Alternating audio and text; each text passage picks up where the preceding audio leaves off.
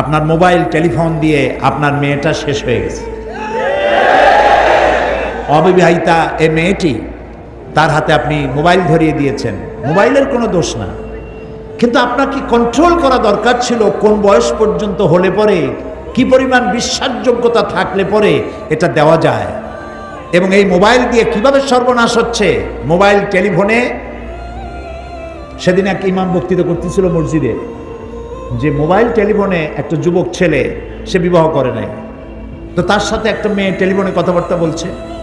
সে টেলিফোনের ডাকও ভিন্ন কায়দার। ওই ইমাম সাহেব খুতবায় বললেন, সে ডাকটা ছিল হ্যালো। তো ওই হ্যালো শুনে ছেলেটা পাগল হয়ে গেছে।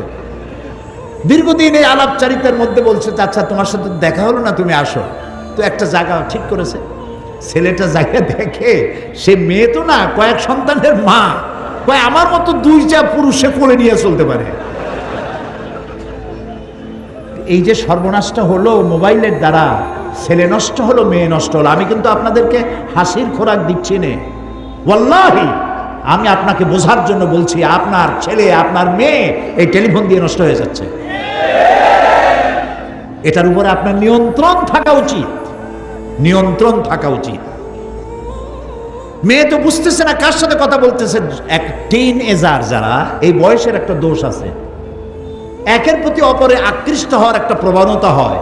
সেই প্রবণতার মধ্য দিয়ে এমন একটা ছেলের সাথে তার প্রেম হলো, দেখা গেল মেয়েটা বড় লোকের, কিন্তু সে প্রেম করেছে একটা রিক্সাওয়ালার সাথে, অথবা একটা ভ্যানওয়ালার সাথে, অথবা একটা রাস্তার ছেলের সাথে, অথবা কুফুতে মিলবে না।